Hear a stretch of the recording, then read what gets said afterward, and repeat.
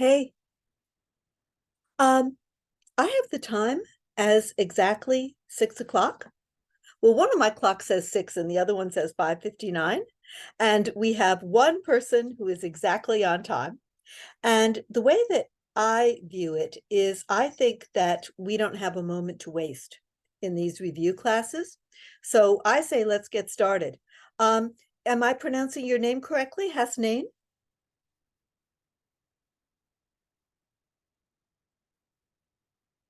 I know it's hard to unmute yourself. Also, I'm not looking at the chat. Let me open up the chat.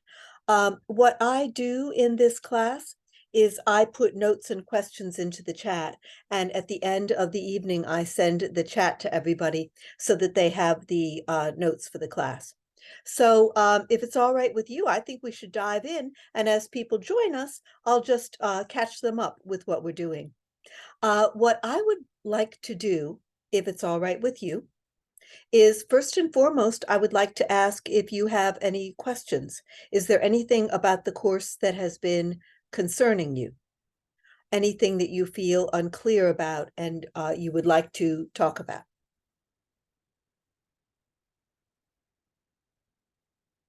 You can type in the chat or you can unmute yourself and just speak to me.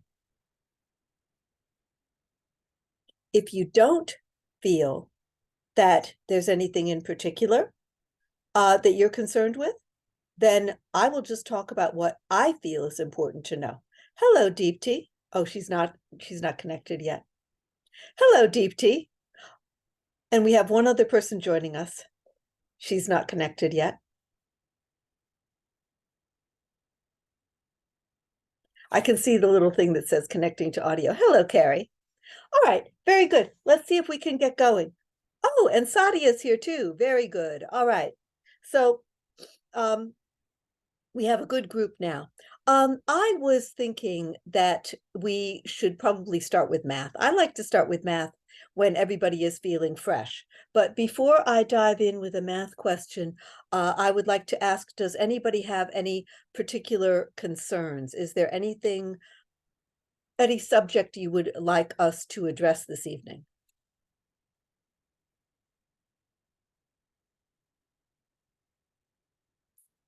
I'm going to be interested. Remember last week when Jonathan said that he was taking the test and he said that he was going to try to come back and let us know how it went. So I should really check my email and see if he got back to me today. I didn't check my email today. I was such a busy bee. I was actually busy writing more courses for our school. So let me check and see. Nope, he didn't get back to me today. So who knows? I'm sure he will get back. And when he does, I will share his insights about the test with everybody. All right, so let's jump in with a question. I would like to go over a math question with you that I think is pretty hard. And you're going to see it on both the school test and the state test.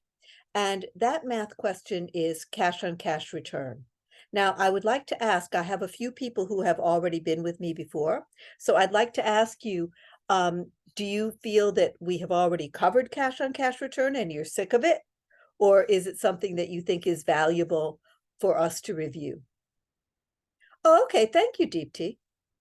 Deepti says that she has the school test scheduled for this Saturday. I can tell you there is a cash on cash return question on the school test and the state test. Okay, very good. All right, everybody agrees. Okay, very good. Let me give you a sample question. I have them all queued up here, ready to go.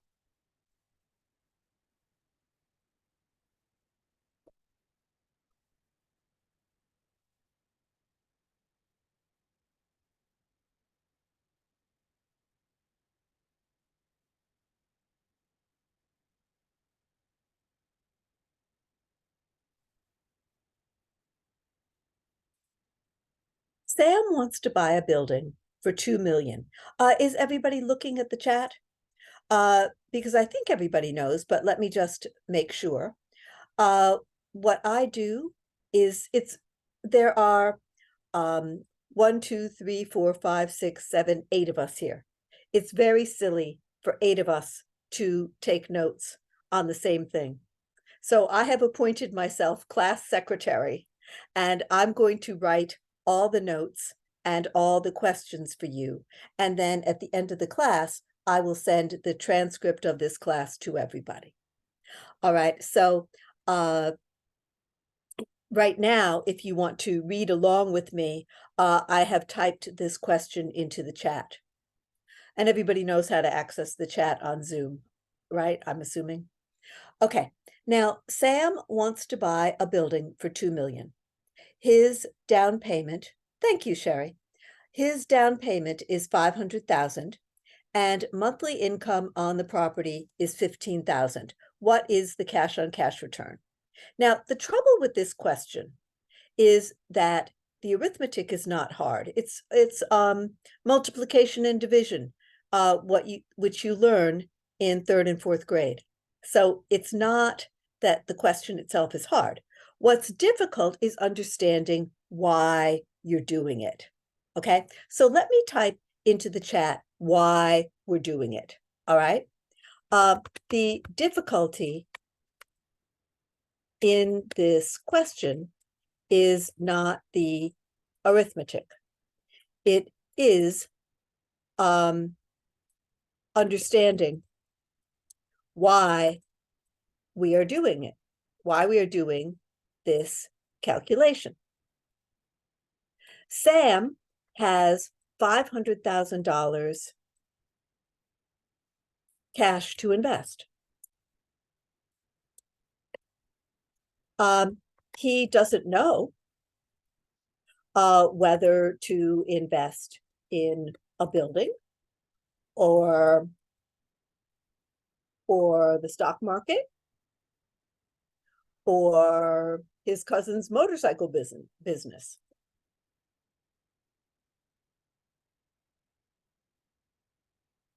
He will decide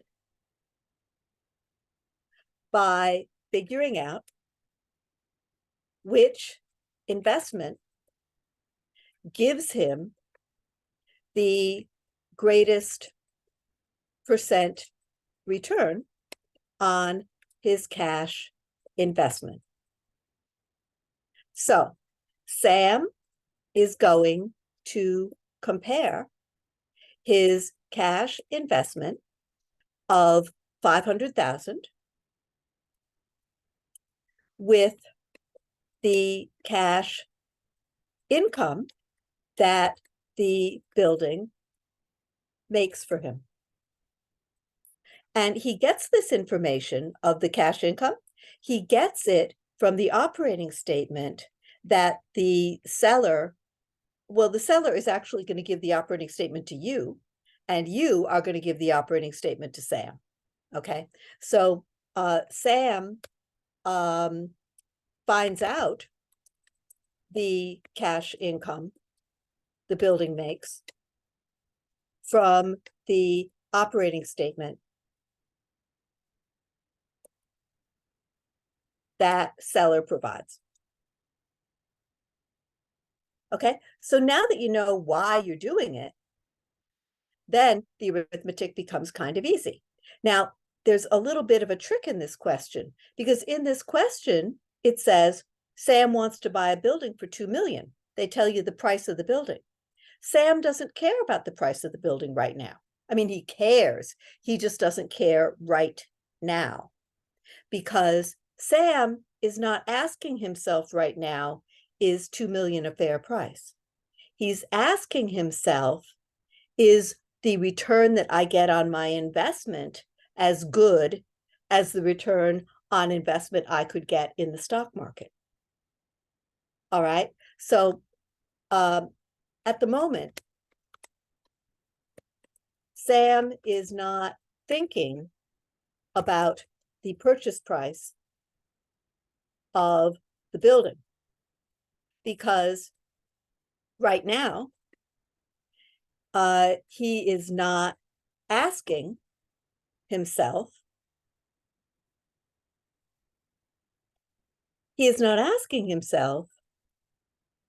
it a good price?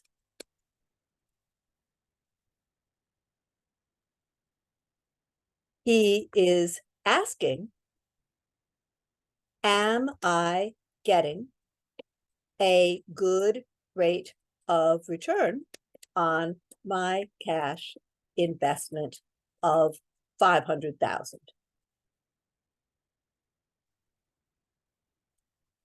So does that explanation make sense? Because I don't want to go forward unless everybody understands the logic of why we're doing this. Okay. Okay. Thank you, Deep Tea. I hope Deep Tea is speaking for everybody. All right. So now that we understand why we're doing this, what Sam is going to do is he's just going to compare his 500,000. Thank you. Sadia's already got it. He's going to compare his $500,000 cash investment to the income that the building makes, right? So all Sam is going to do is compare his $500,000 to the building's income, which in this case we call before tax cash flow. And I'm going to abbreviate that as BTCF. Okay? And I have the arithmetic here for you.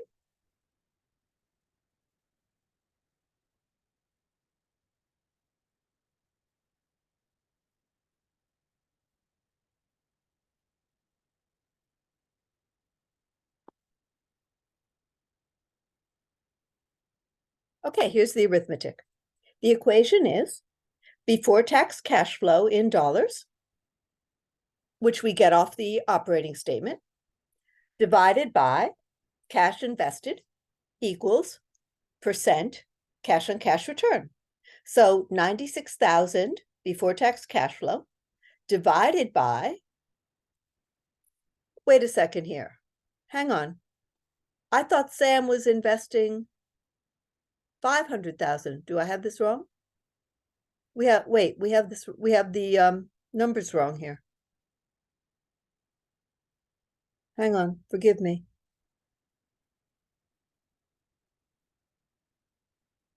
Okay, his down payment is 500,000.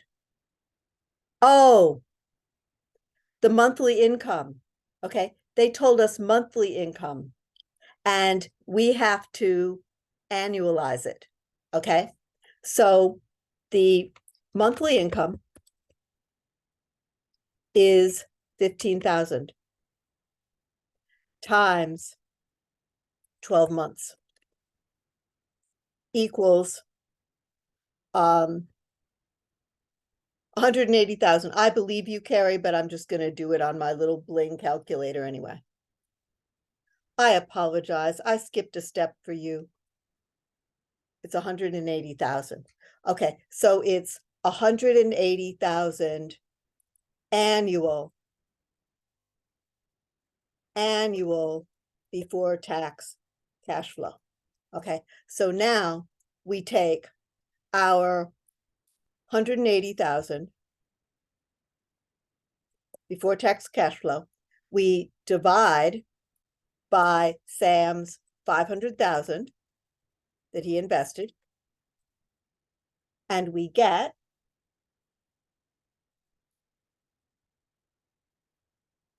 36%, exactly as Sadia said. I apologize. There's a typo there because what I did is I copied the wrong thing. I copied and pasted the wrong thing. When I send the transcripts to you, I will remove that little boo-boo in the transcript. It's I just cut and paste the wrong thing is all. Equals 36%. So let's go through this one more time so that everybody is clear. We take the monthly income, which is 15,000, we multiply by 12 months, and we discover that the annual before tax cash flow, which is income, is 180,000. Then we take the 180,000, we divide by Sam's $500,000 investment, and we get 0.36, which is the same as 36%. So the answer is 36% cash on cash return. All right. Can we use a calculator on the exam? Yes, but no, they will not provide a calculator. You have to bring your own, but the calculator has to cost less than $10. You have to bring an El Cheapo calculator from the dollar store. If you bring some kind of rocket ship, like if you bring a Texas Instruments or a Hewlett Packard or something like that, they will confiscate it. So you have to be sure to bring a really cheap calculator. And you cannot use your phone as a calculator. You cannot use your watch as a calculator. Okay. All right. Can we stand another math question? I should tell you a funny story. They used to have you bring your own pencils, but people started standing outside of the test center and they were selling pencils that had the math equations written on the side of the pencils. And so when Department of State found out that they were doing that, Department of State started providing their own pencils. So you go there and they give you those little golf pencils. So you can't bring your own pencils anymore. All right, let's do another math question. I think another math question that we should do is the acres question. And the reason why is there is an acres question on both the school test and the state test. And the acres question is easy as long as you can remember how many square feet in an acre. So let's see if we can do it.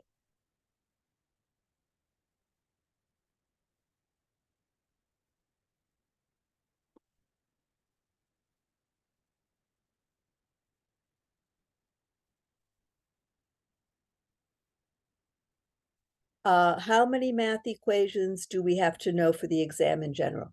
Well, the state test does not have very many math questions. It has about 2 or 3 math questions on it. But the trouble is there's about 8 different versions of the state test. So you never know which math questions you're going to get. So what I'm trying to do is to go over the math questions that are the hardest ones, just in case you happen to get those. Now, the school test has a lot more math. And it's not because the school wants to be mean, it's because Department of State requires the school to have more math.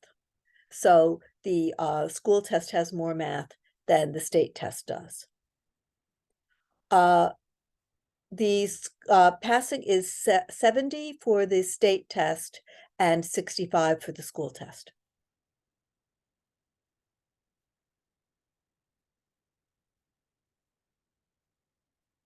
And you get 90 minutes for each of the 2 tests. The questions are very similar on the school test and the state test. And the reason why is that Department of State is our boss. And so the schools are going to follow what the boss does. And if the boss thinks that it's important to ask questions about deeds, or it's important to ask questions about mortgages, then the school is going to ask lots of questions about deeds and mortgages. They try to follow what their bosses do. So you will find that the school test and the state test are quite similar. By the way, have people been using the exam readiness meter? The reason I ask is that I think RELNY invented the exam readiness meter. I've taught for a lot of schools and I've never seen any other school that has it. And I've been asking the students how accurate the exam readiness meter is, and everybody has been telling me that it's extremely accurate and that they really like it. Like I've had a lot of students who say to me, you know, my exam readiness meter gave me an 82 and I took the test and I got an 83. So people have been telling me that the exam readiness meter is a really, really good indicator of how well you're going to do on the test. So I think that's a great tool. I mean, I don't know about you, but if I were a student and I had a tool that could predict pretty reliably that I was going to pass a test, that would make me sleep a lot better at night. I wouldn't be so nervous and uncomfortable. Okay, let's do another math question. Sam sells land for $2 per square foot. The total sale price was $260,000. How many acres did Sam sell? Now, this is what they love to do on the test. On the test, they love to make you convert things from square feet to acres. And to do this, you must remember the one magic number for conversion.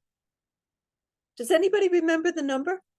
Does anybody remember the magic number for converting square feet to acres and acres to square feet? Woohoo! Sadia, you must be really good at math.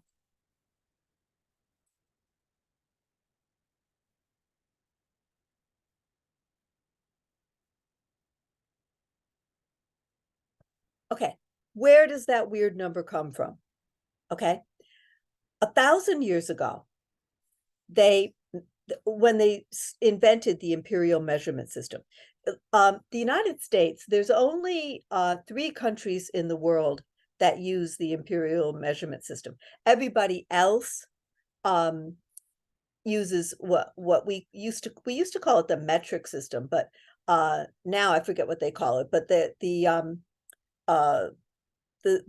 decimal base system is used throughout the world, but we in the United States are the holdouts. And I believe the other 2 countries, if I'm not mistaken, are Burma and Liberia are the other 2 countries that still use the imperial system.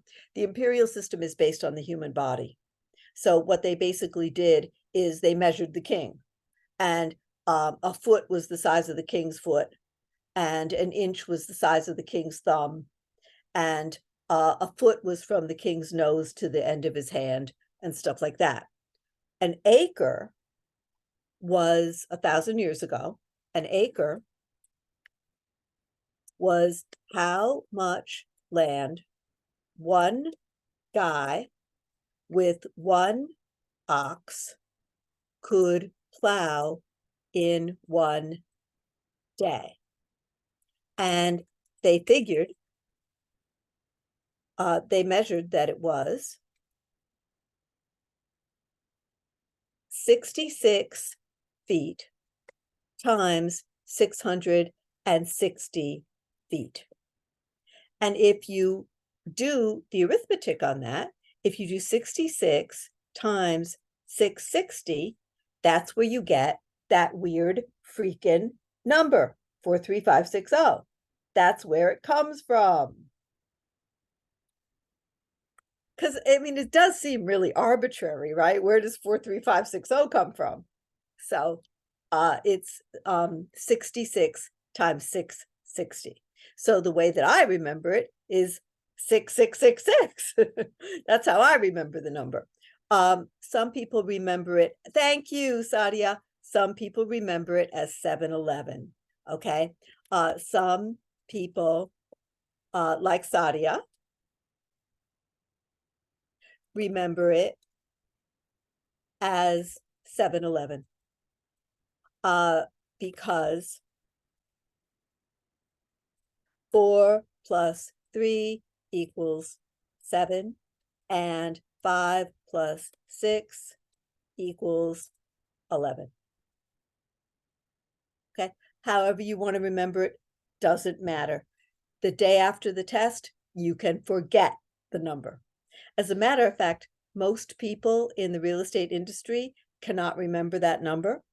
So we have something in the industry that we call a builder's acre. And a builder's acre is 40,000 square feet. So everybody just approximates it because nobody can remember that number. All right, so let's do our question with Sam. Sam sells land for $2 a square foot.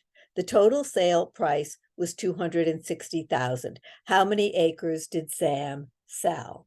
So what we're going to do is we're going to figure out how many square feet Sam sold and then convert to acres. So here we go.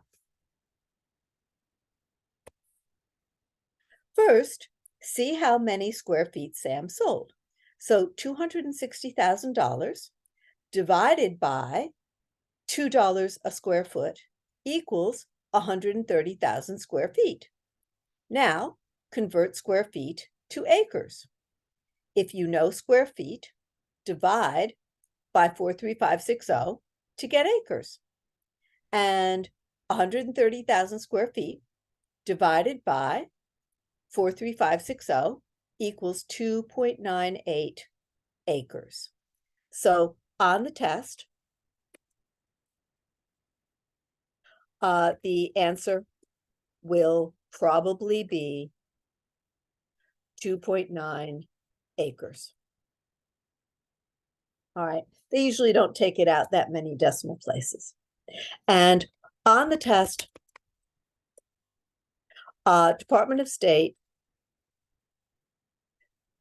never tries to trick you with rounding errors. Okay, they do try to trick you, but never with rounding errors. So you don't have to worry about that.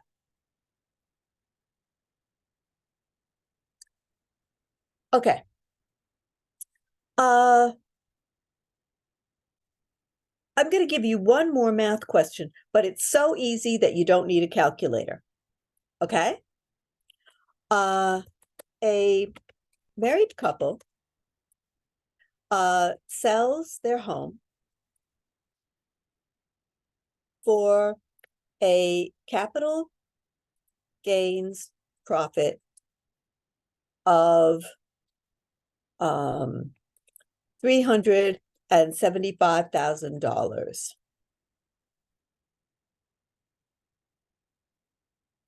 How much of that capital gains is taxable by the IRS? A married couple sells their home for a capital gains profit of $375,000. How much of that capital gains is taxable by the IRS? Can anybody tell me?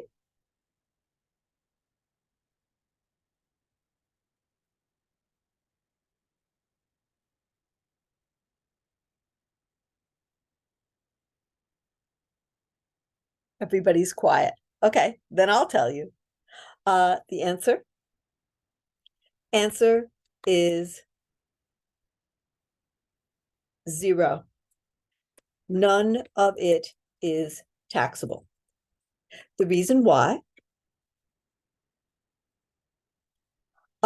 is Section 121 of 1992, I believe it was. Well, I won't say the year because I'm not positive of the year, of Taxpayer Relief Act.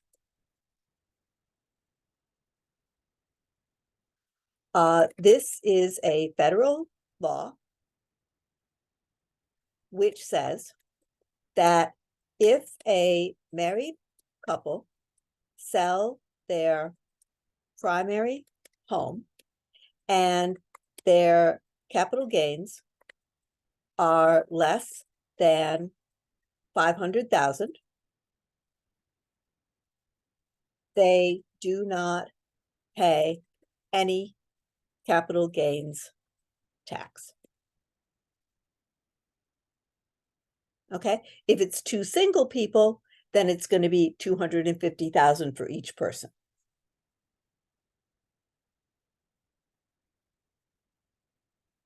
That was actually under President Clinton, that particular change in the law. Okay. It's called a Taxpayer Relief Act, but most people just call it Section 121, and everybody really loves it. Because what happens to people is like you buy a home relatively inexpensively and you live in it all your life. And then like when you retire or something, you sell it and the house has appreciated so much that you get a lot of capital gains and you get killed with capital gains tax. And so like the country doesn't really want to do that to older people who are retiring. They don't want to punish them for the fact that their house appreciated in value. So the first $500,000 of their capital gains are not taxed at all. Okay? So that's an easy one because as long as you know the law, you don't even have to pull out your calculator at all. And that one is on both the school test and the state test. Sure. If I own a home by myself, my capital gains have to be under 250,000 to be non-taxable. If I own a home together with someone I'm not married to, and we sell, 250,000 of the capital gains is not taxable for me, and 250,000 of the capital gains is not taxable for my co-owner.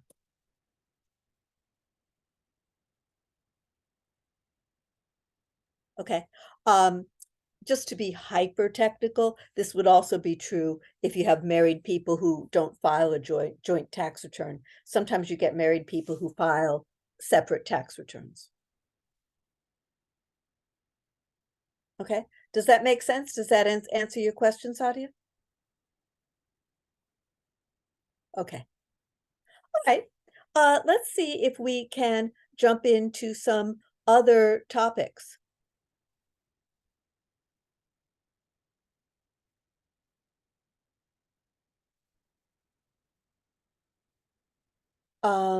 Forgive me, let me, I just have to read the Zoom. So you save more if you're married and file together. Not really. If I'm single, I'm not going to save as much as if I'm married. But if I have a co-owner, then we would save the same amount of our capital gains, because the two of us, it would add up to 500,000 of the capital gains that would be non-taxable. But yes,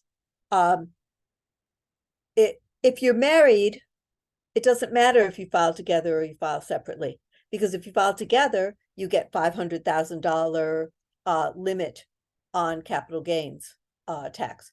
But if you file separately, you each get 250 and it adds up to 500 anyway. So yeah, so it's better to either be married or to have a co-owner.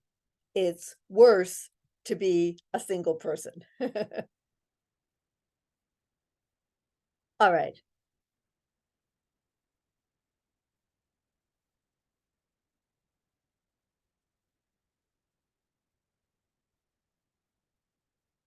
Okay, let's try a question that is going to be on both the school test and the state test.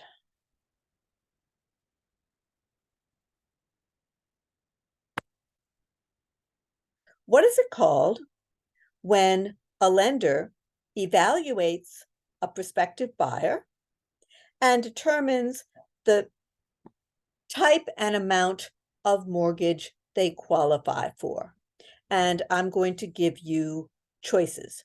because both the school test and the state test are multiple choice.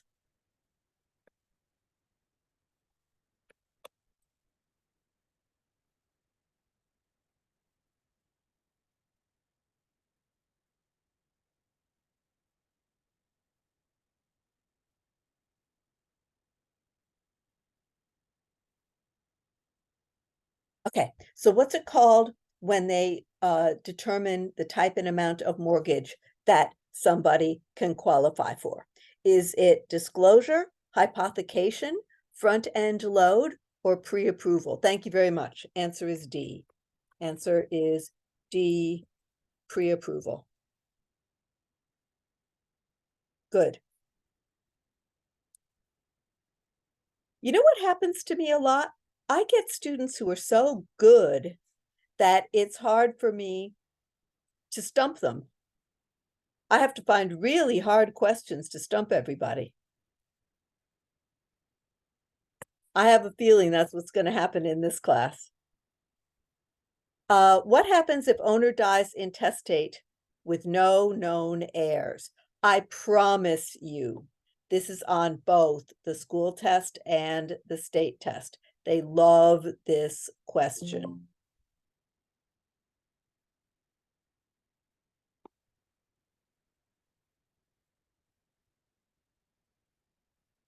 I'm just getting the choices for you.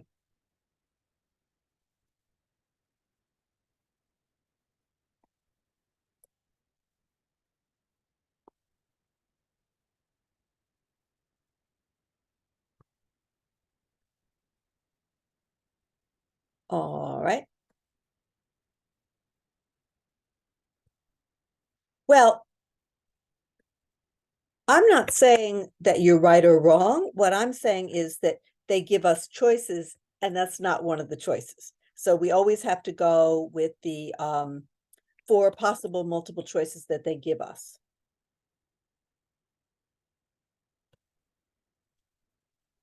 Okay, your choices are: what happens if the owner dies intestate with no known heirs?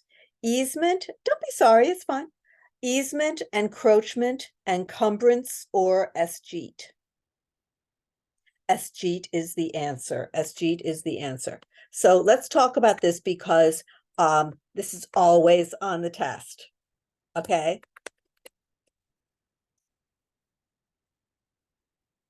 Now, if an owner dies intestate, it means they have no will.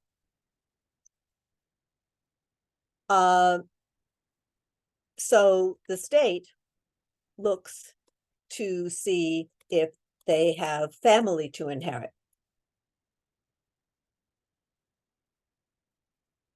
which are called heirs.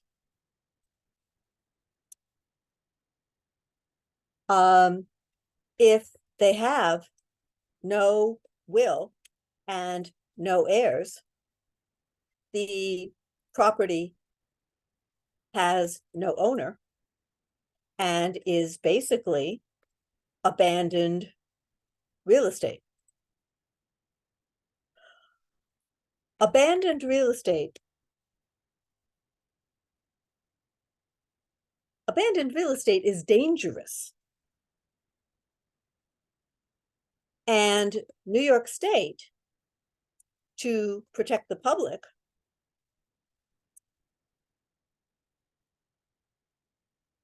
has to take responsibility for it.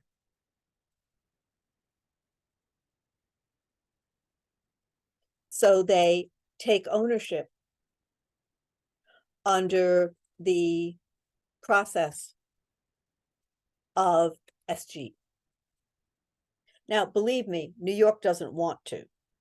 They would much prefer that somebody would take ownership and maintain it and pay tax on it and everything else. New York does not want to own the real estate. But if they can't find an owner, then what can they do? They have to step in and take care of it. So that's the story. So I promise you, SG is always on the test. I know I already said that, but It bears repeating.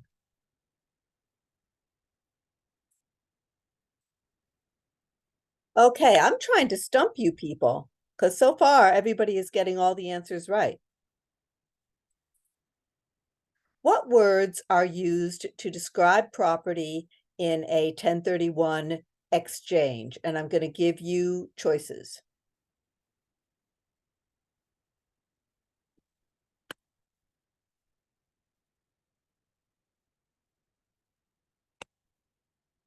Okay, so your first choice is like kind.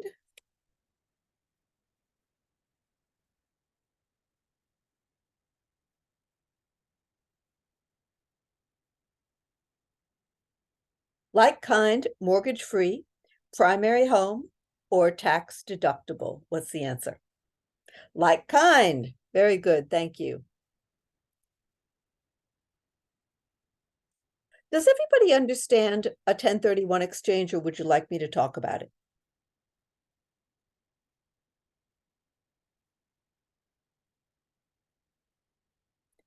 When I first was learning about 1031 exchanges, I had trouble understanding them. I mean, I honestly really thought that an exchange is when you called up somebody on the phone and said, let's trade buildings. I really thought that. So, would people like me to talk about a 1031 exchange, or do you feel clear after studying it in the course?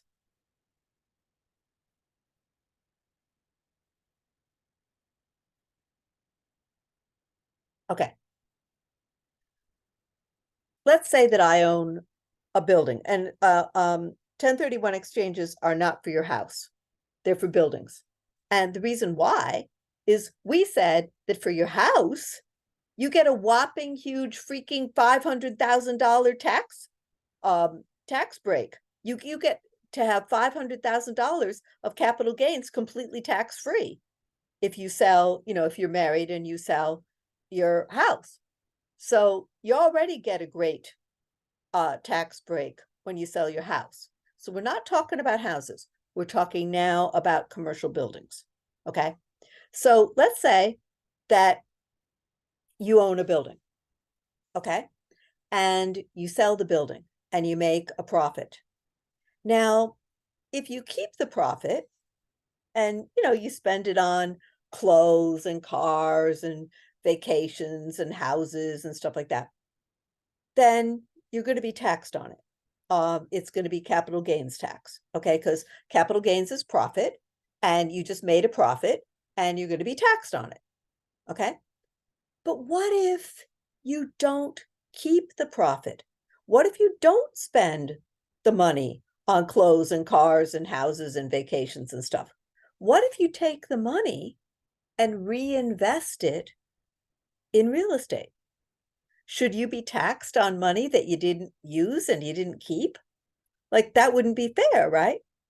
So the government says, look, if you keep the money, if you keep the profit when you sell a building, we're going to tax you. If you don't keep the money, if you put it back into the real estate market, we will not tax you at all. And that's the idea of the 1031 exchange. So I will type that into the chat. So the idea behind a 1031 exchange is if a person sells a commercial building and makes a profit, but doesn't keep the profit and puts it back into the real estate market immediately, then there is no capital gains tax. Okay? So investors love that because usually when they sell a building, they usually don't keep the money. They usually do reinvest it in something else. So they call it an exchange.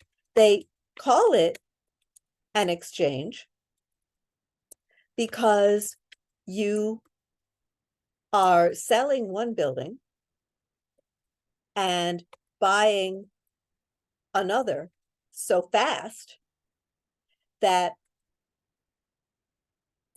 it's as if you traded one building for another. Now, it's not like you can just go to the IRS. Well, I sold a building and I bought another one, so no tax for me. Like the IRS isn't that gullible. They're not going to let you get away with that. So what they do is if you want to go through with this, if you want to do the 1031 exchange, you can. It just has to be supervised. Okay, it has to be supervised by somebody called a qualified intermediary. And a qualified intermediary is usually somebody like a banker or a CPA or somebody like that, like an accountant type person. Okay, so you don't really have to worry about that part on the test. The part you have to think about on the test is that the most important rule in an exchange is that the property you sell and the property you buy must be like kind. In other words, they must be commercial real estate. Can't be your home.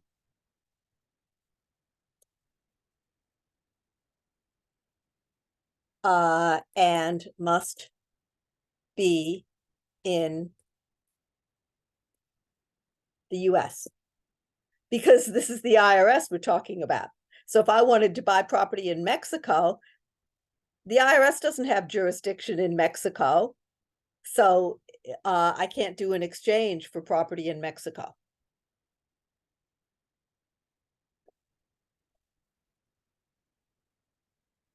The whole idea is that keeping the money in the US economy is good for the US economy. They're not going to reward me for putting money into the Mexican economy. All right, let me see if I can find another exchange question. I think exchanges are kind of interesting, honestly. I think that's in the commercial chapter, the exchange stuff, if I'm not mistaken.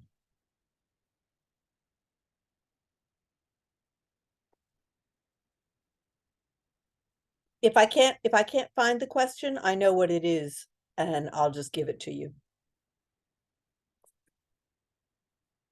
If I can't find the actual question that's on the test, I'll just give it to you.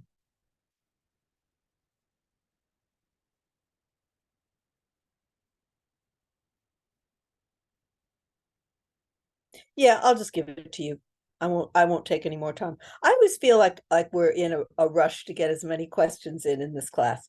If a person sells their home and decides to rent for a year, what chapter is it? It's the commercial chapter, chapter 16. I'm sorry, I don't understand the question, Dilmagani. I'm sorry.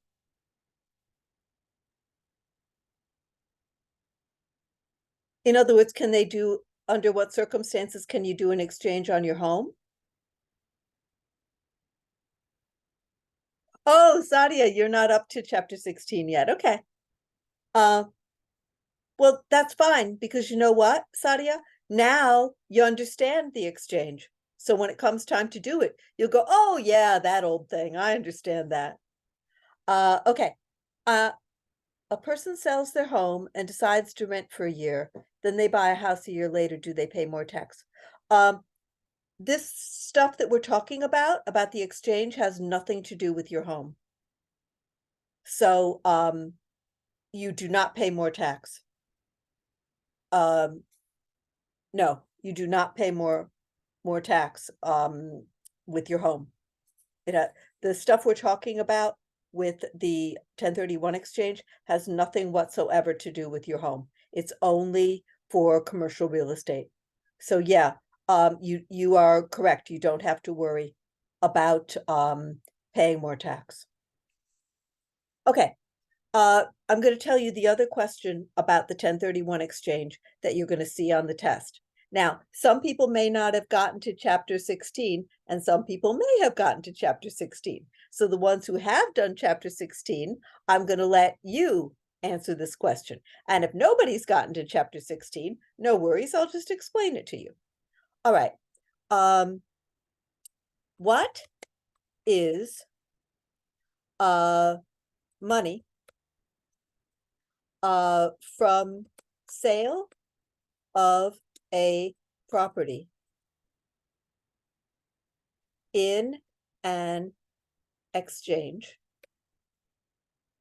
which the seller keeps and does not use to buy the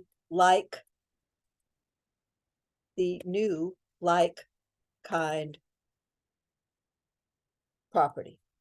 And here are your choices.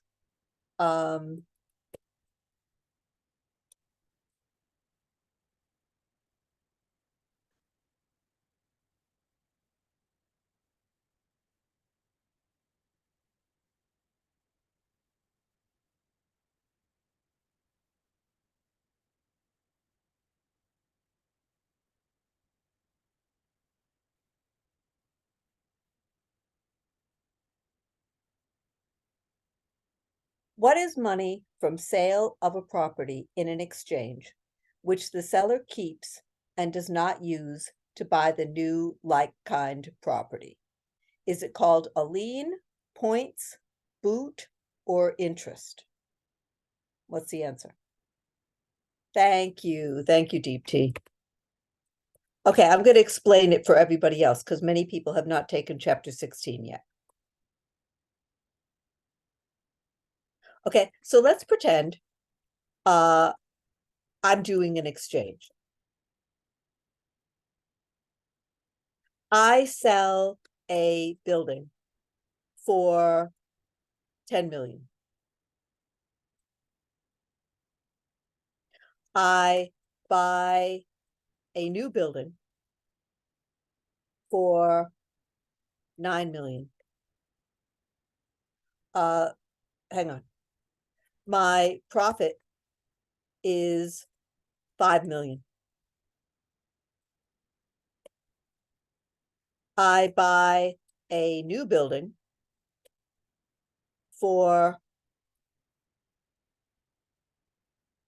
9 million.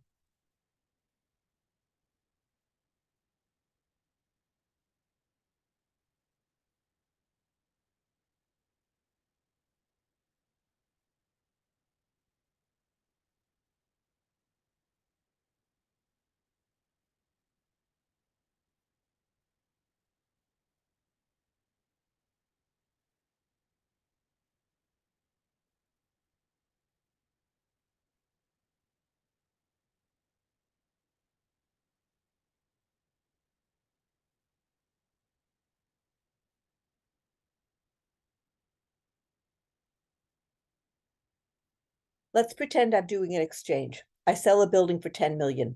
My profit is 5 million. I buy a new building for 4 million.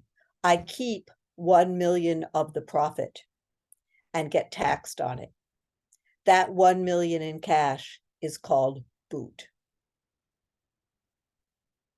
Okay, so I kept some of the money. If I keep the money, they're going to charge me capital gains tax. If I keep some of the capital gains and don't invest it back into the real estate market, it is taxed by the federal government, the IRS, and it is called boot. Okay? So those are the two questions that you will see on both the school test and the state test about the 1031 exchange. Okay, let's keep going.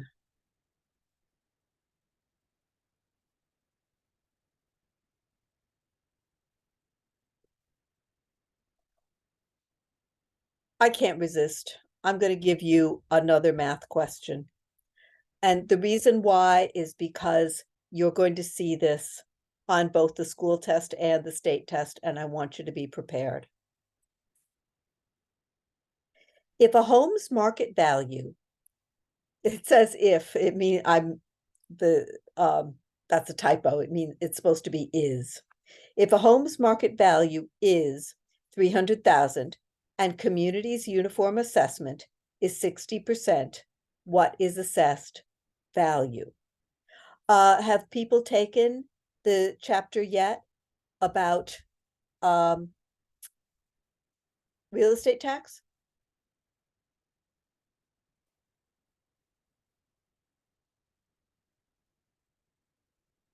Here are your choices.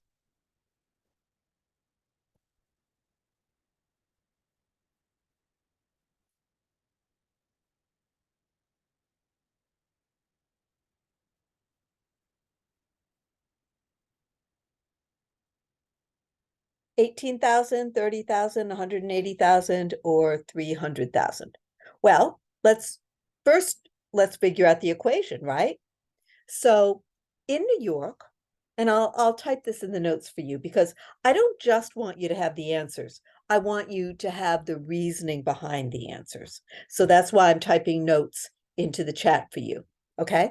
So in New York, we are not taxed for real property tax on the market value of our real estate.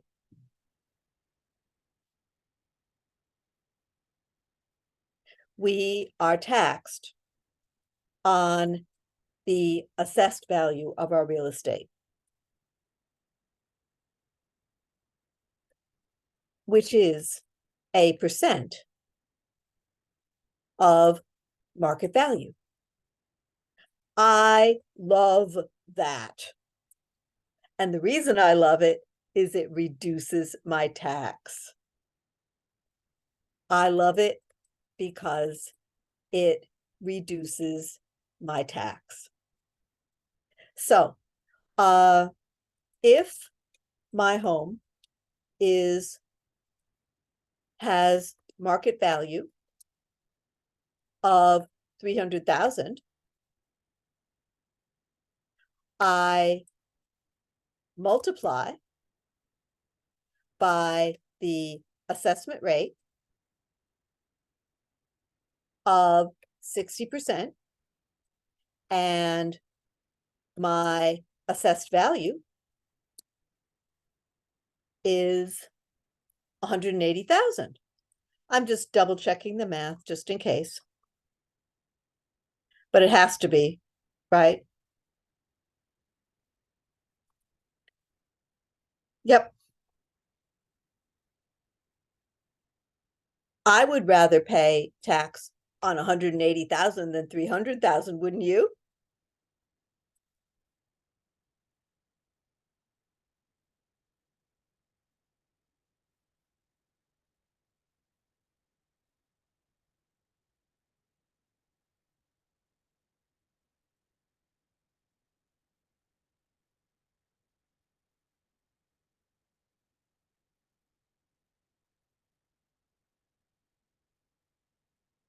Okay.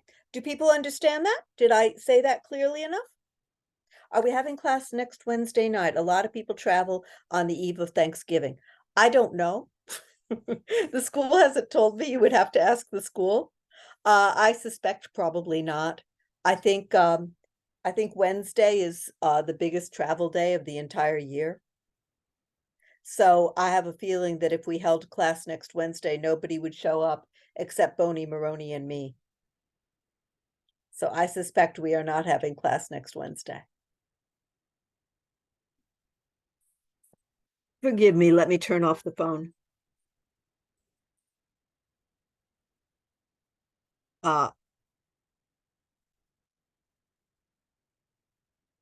Okay. I like the way you can just press the thing that says, I can't talk now, call me later. That's nice. Then you don't have to text it to the person. Will they reschedule it? No, they won't reschedule it because I think people are used to the idea of Wednesday nights. And if they switch the night, it'll just screw everybody up. So no, I think they'll probably just skip next week. That's probably what they will do. Thank you, Sadia. All right. Now I'm willing to keep going. I mean, I know this is supposed to be an hour-long class, but I get on a roll and I want to give you as many questions as I can. So do people want to stick with me? You want to keep working?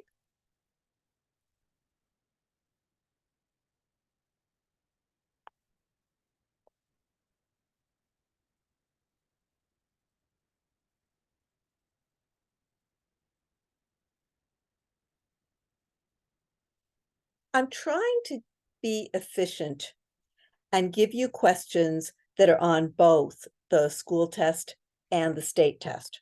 So here's another one that is on both tests, both school and state.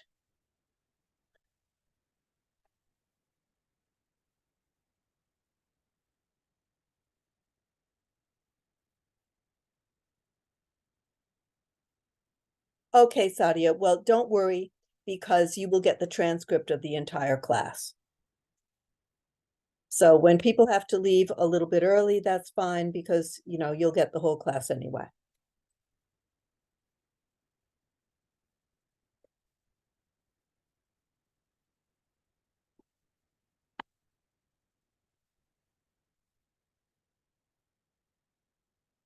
Uh, I believe our test is 77 questions. So I think that oh, how nice. You're a teacher too, Sadia. That's great.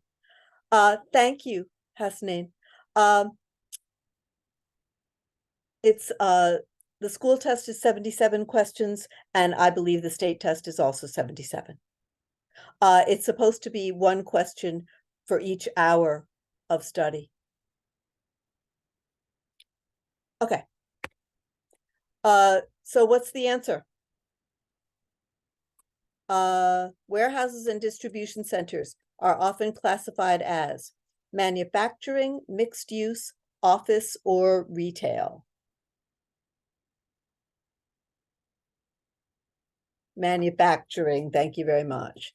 Answer is manufacturing. All right, I'm going to see if I can give you a couple of questions that I think are only on the school test.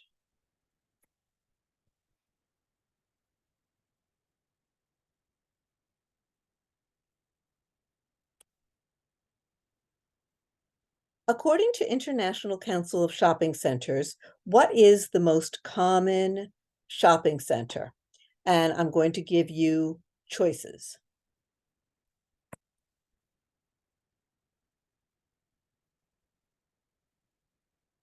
So here are your choices. I'm just going to give them little letters here.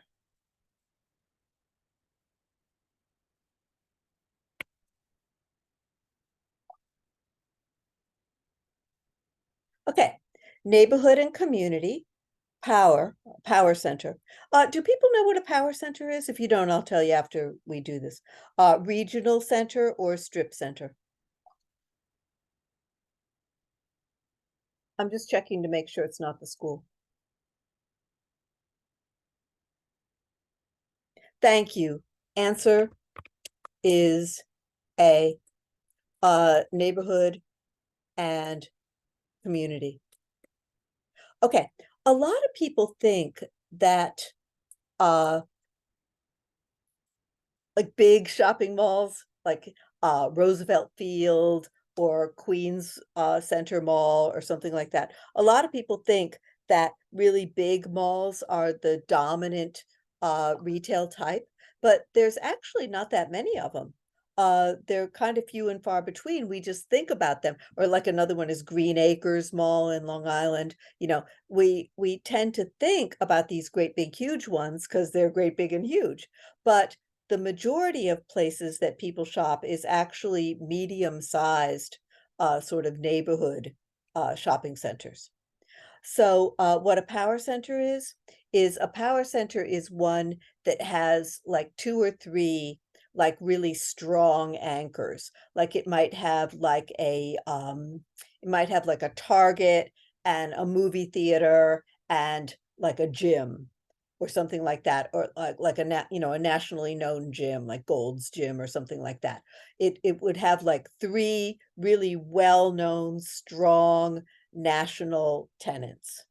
That's what a power center is. It's not a big center or anything, but it has strong, well-known tenants that are national chains. And they're usually specialty stores like electronic stores or something like that. Okay.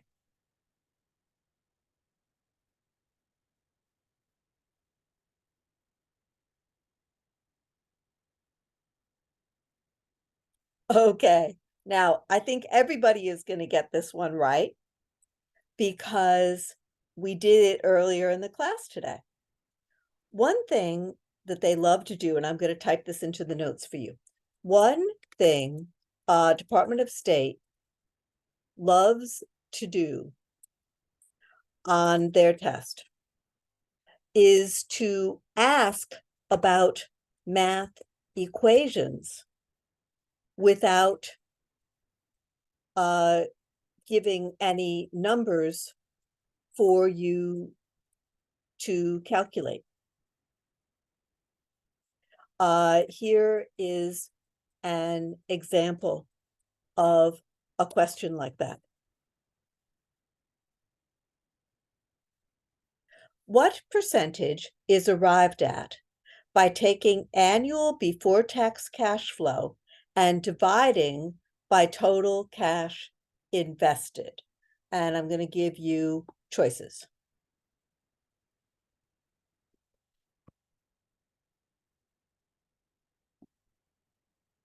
Thank you. Deepti's got it already. And I didn't even give you choices yet. I'm telling you, you people are hard to stump.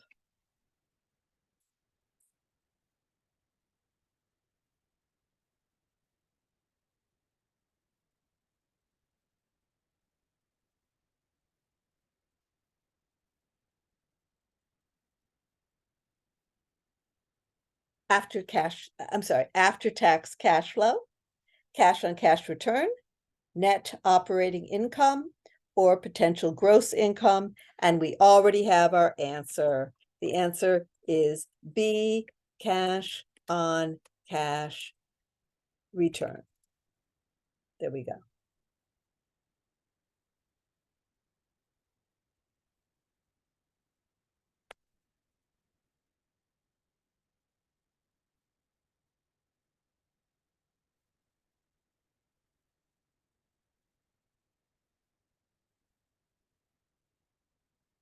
A property's ad valorem tax is based on what kind of value? And I'm going to give you a hint. Ad valorem means by value or according to value. And then I'm going to give you choices.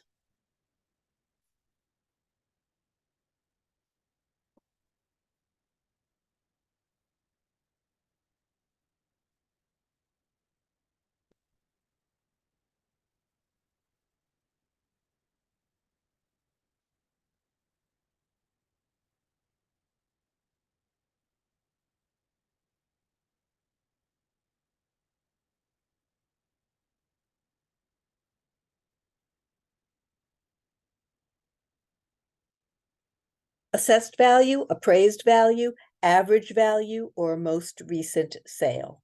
What's the answer?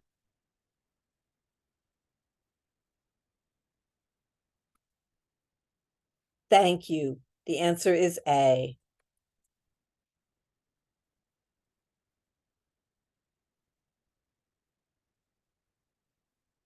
Whenever you hear the words ad valorem, you know they are talking about real property tax. And in real property tax, we pay based on assessed value.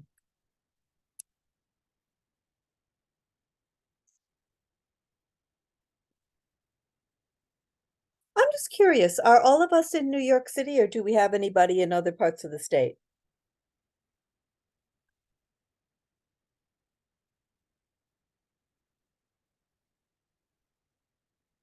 Because it used to be years ago that all of our students were in New York City, but now with Zoom, we can do the whole state.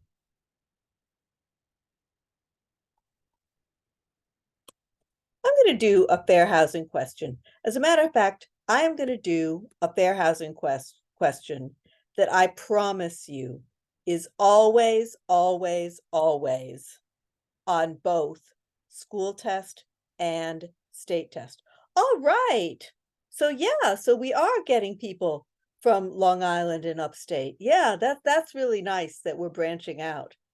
Because what I did when I wrote the course is I tried to write for a statewide audience and to write about like all different towns and cities and stuff. Because I anticipated that we would get us a pretty eclectic group from all over the state. Okay, I'm going to give you a fair housing question.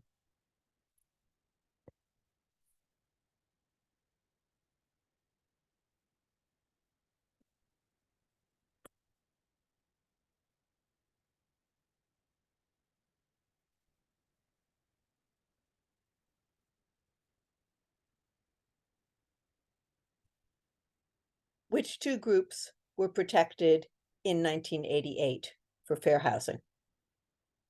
And I'm going to give you choices.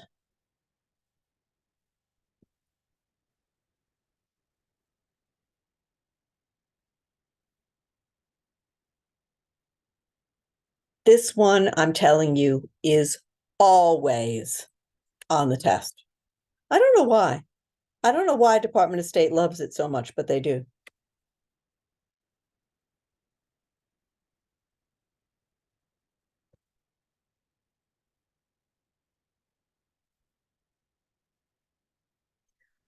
Age and disability, disability and familial status, marriage and disability, or religion and national origin. What's the answer?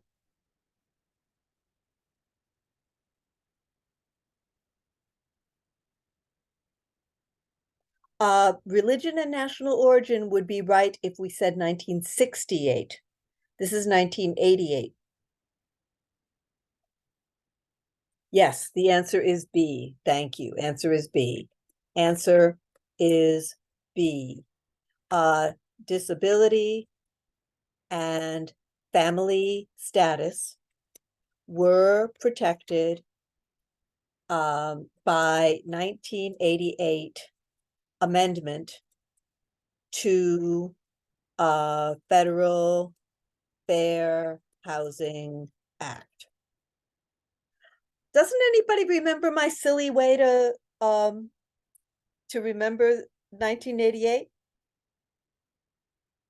I'll tell it to you. I'll tell it to you if you don't remember it. Okay. So yes, thank you, Sadia. Okay, so you have disabled people, wheelchairs, little kids, strollers. 1988 looks like wheels. So the wheelchairs and the strollers, 1988 looks like wheels. So if you can remember the wheelchairs and the strollers, you got 1988, the disabled people and the little kids. Where do I recommend to start real estate, in New York or Long Island, for example? I think it depends on what it is you want to do. Like if you want to do residential or commercial, you want to do sales or rentals. I think it depends upon your tolerance for commuting time. because you have to like be in the market that you want to work. Um, I mean, I actually had a weird situation where I lived in New York City and I was commuting out to Long Island to work. But the reason I was commuting out to Long Island to work was because I was working in commercial real estate. And I really, really liked the firm that I was working for. And so to me, it was worth it to commute. Now, what you might want to do, Kenneth, is our school, RELNY, is famous for having excellent job placement. So when the time comes, what you might want to do is talk to them because they're better at giving advice for um, for uh, for associating with a brokerage. They're better at giving advice for that than I am. And so you can contact Deb. Let me give you Deb's uh, email address. Oh, thank you. Yeah. Deb at relny.com. Um, and she's our customer service person. And I don't think Deb is the one who actually does the placement, but she will tell you who does. So you can write to Deb at relny.com. Write to Deb when the time comes and ask her who at RELNY does job placement. And she will point you in the right direction. Um, everybody knows Deb already. She's great. And I already know that RELNY has excellent job placement because what they do for the students is they go out and they do outreach to all the different brokerages and they make friends with the owners of the brokerages and stuff like that. So they know what each brokerage specializes in. They know the culture of each brokerage. And like they can call up a brokerage and go, Sam, I've got a student for you who I think is really a good fit for your company. How would you like to interview them? And stuff like that. They can set up appointments and things like that. So they're really good. Okay, what else have we got? Okay, here's a question that is on both school test and state test.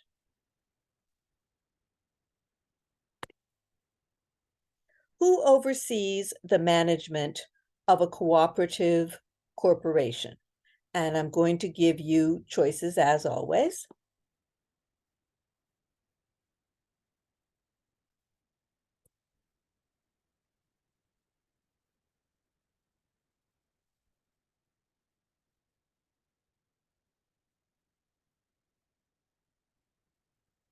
Well, I'll tell you one thing, everybody knows who our Attorney General is lately. She's been on TV so much.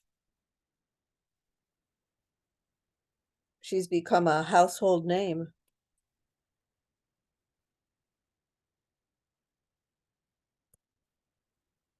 Okay, Attorney General, Board of Directors, Department of Housing and Community Renewal, or Tenants Association? What's the answer?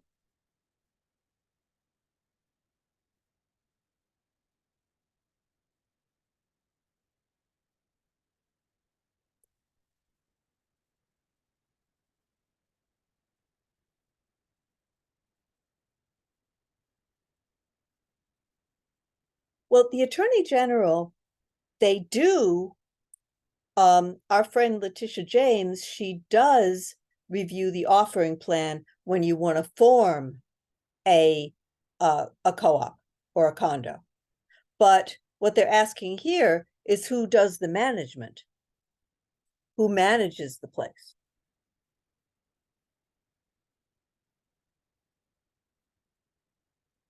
Thank you. Yeah.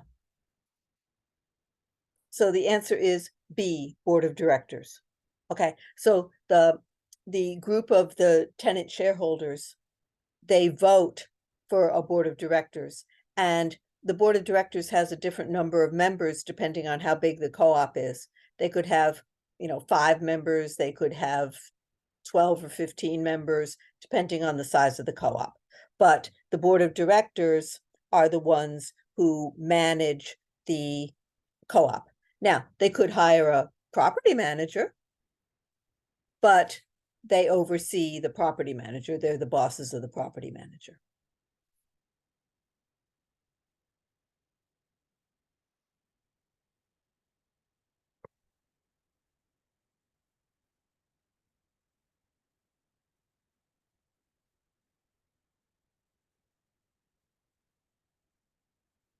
Okay, this is another one from the commercial chapter, but I'm giving it to you because it's extremely important to know. What is not included in depreciation basis? And if people haven't taken the commercial chapter yet, don't worry, because I'm going to explain it to you after we do the question, okay? And if you have done the commercial chapter, then this is a good exercise for you, because this question is going to appear on the school test. Every question that I'm giving you is on either the school test or the state test or both.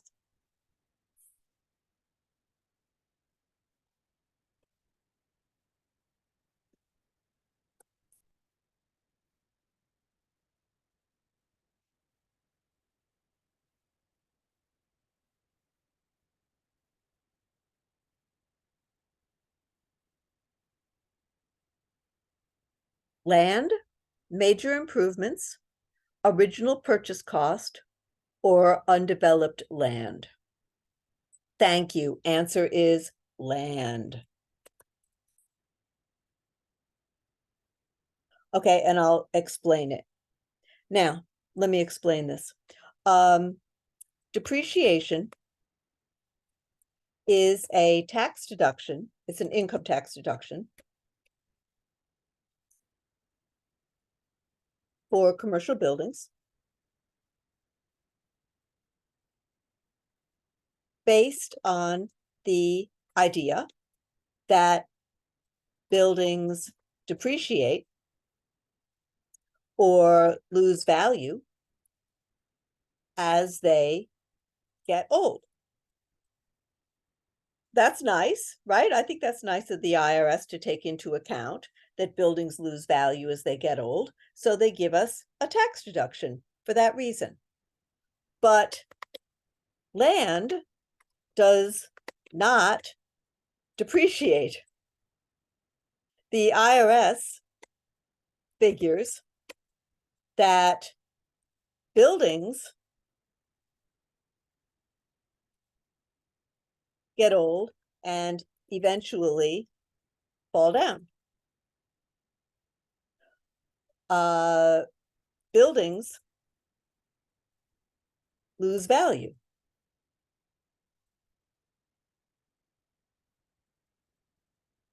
But land is forever. Land does not get old and does not lose value. So there is no depreciation deduction for land, only for buildings. That makes sense, right?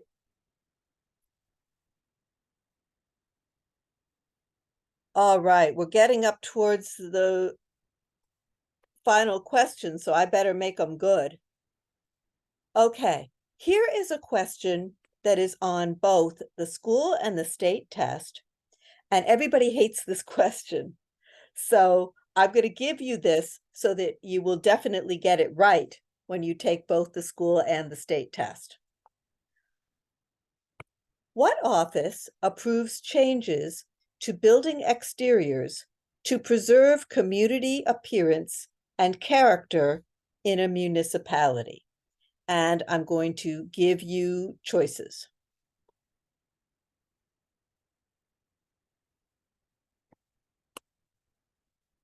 Now, see, this is the part of the class where it's good to have people who are not from New York City. Because if you're not from New York City, you're more likely to get this question right. The people from New York City are the ones who tend to get this question wrong.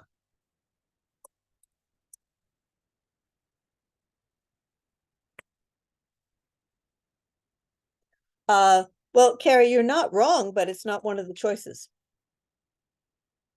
Okay. Architectural Review Board, Department of Buildings, Landmark Preservation Commission, or Historic Culture Society. Thank you. Thank you. Architectural Review Board is correct. Now, the reason why people from New York City get this wrong is that New York State has about 1,000 municipalities. I believe they have like 994 municipalities, if I'm not mistaken. Okay, and of these cities and towns, all of them have an architectural review board except New York City. New York City just doesn't call it that. Okay. Architectural review board is usually part of the city planning department. Okay, and that's exactly what they do. They approve changes to building exteriors. Okay. The only city in the state that has a Landmarks Preservation Commission is New York City. So that's why people in New York City tend to get this question wrong. Okay, so the answer is definitely, answer is A, Architectural Review Board. So please be sure that you get this right because it is definitely on the state test and the school test. All right, well, we have a little more time, so let me see if I can do one or two more questions before we have to wrap it up.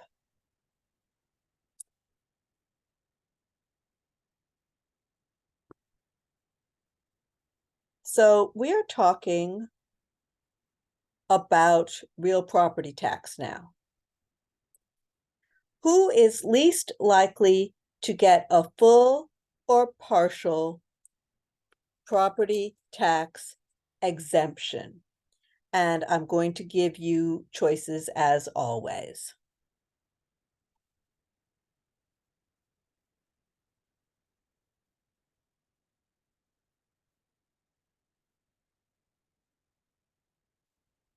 So your choices are Gold Star families, farmers,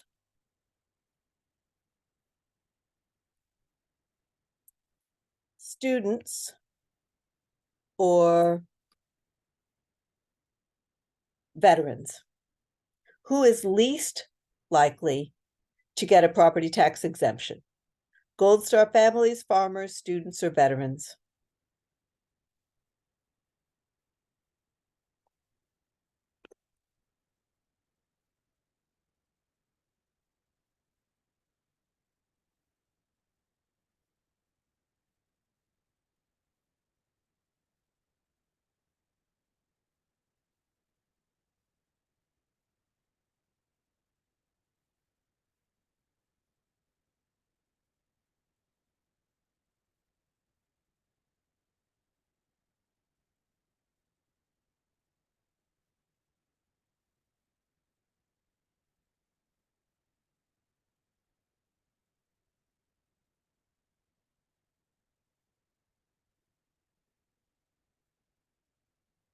The answer is C.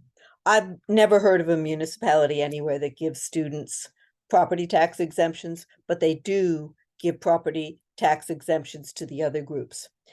This question that we just did is on both school and state tests.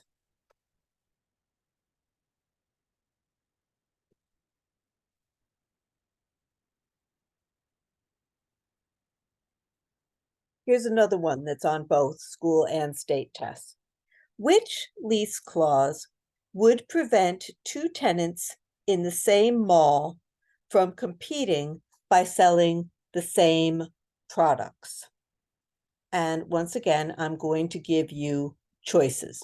So we're talking about lease clauses. And once again, I think this is a question from chapter 16. Chapter 16 is a big one. It's a 10-hour class. So there are a lot of questions from that chapter. And they're also kind of hard questions. So that's why I tried to do quite a few questions from 16. But even if you haven't taken 16, this one is kind of a common sense question. So you might be able to get it right, even if you haven't taken 16. So let's try it. Which lease clause would prevent two tenants in the same mall from competing by selling the same products? Attornment clause, estoppel clause, SDNA clause, or use clause?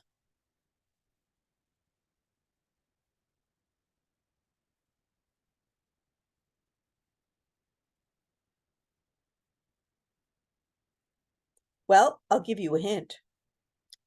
Have you ever noticed that you never see Starbucks and Dunkin' Donuts in the same building? You never see Rite Aid and CVS and Duane Reade in the same building or the same shopping center. Why? Because they put a certain kind of clause into their lease. What kind of clause do they put into their lease saying you can't have anybody else who does the same thing we do? You can't have any other stores in your building that do the same thing we do.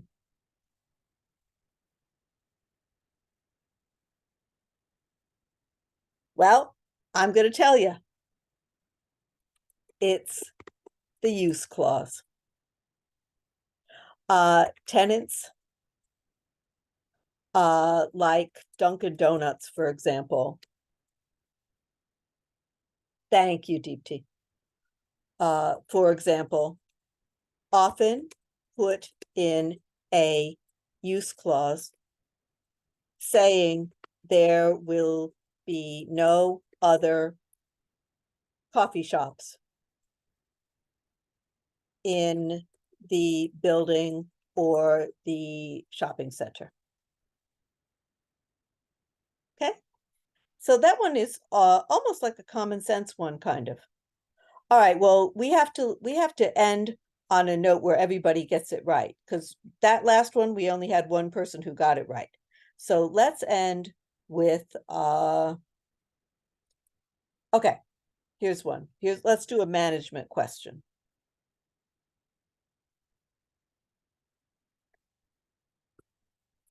If a building manager has a schedule for regular replacement of air supply filters, what type of maintenance is this called? And I'm going to give you choices.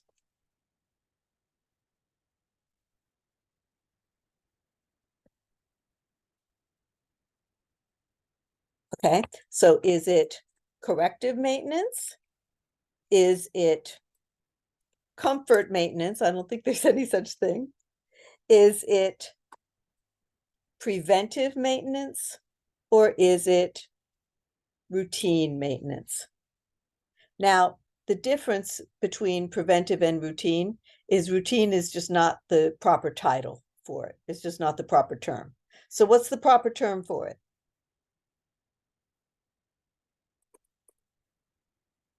Oh, I put the wrong letters. I'm sorry. So it's C for preventive. I'm sorry, I put the wrong letters there. So A is corrective, B is comfort. Those two are wrong. C is preventive. Preventive is the right answer. And D is routine. Again, Deepti has it right. So Deepti saves the day again. She has the right answer. So I guess it is time for us to wrap up. Now, before we wrap up, I would like to ask everybody to please give me your email address so that I can send you the transcript of this evening's webinar.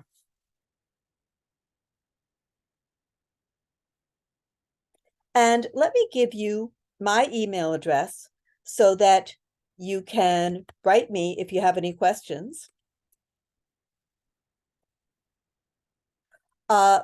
When I send the transcript in Word, it's too big of a file and nobody gets it. So I have discovered that I have to convert the file to PDF. So here's my email address so that you can contact me. I'd like to ask you a little something, which is, I told you that I have taught for many different schools and I still teach for other schools, but this is the best school I've ever taught for.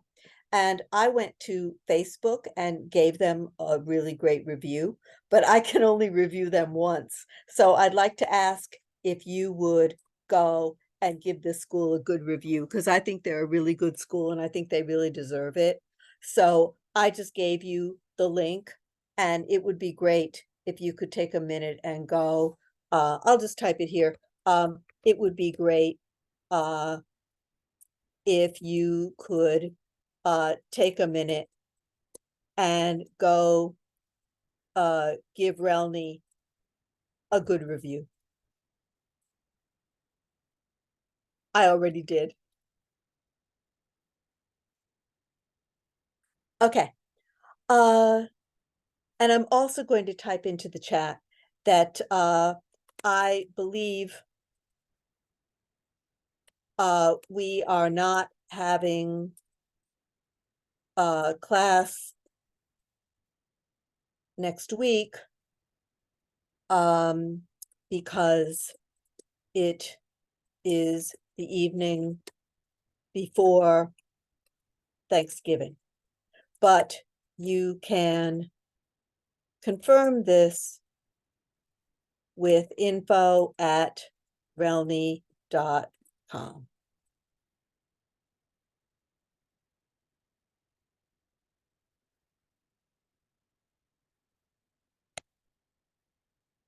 Okay, so if everybody has given me your email address, then I'm going to say goodbye, and I hope you will say good night to my Bony Maroney. She's already snoozing.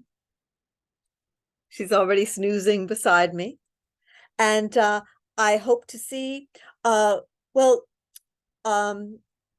we would love to hear, Sherry, you said you're taking your exam on Saturday, right? So I would love to hear how it goes, and all of us would love to hear. So I hope to see everybody in 2 weeks and have a wonderful holiday. And I'm going to turn off my camera and my mic now, and I'm going to say goodbye to everybody. I hate to go. I'll see everybody in 2 weeks, and thank you very much. Thank you for being with me tonight. Bye-bye.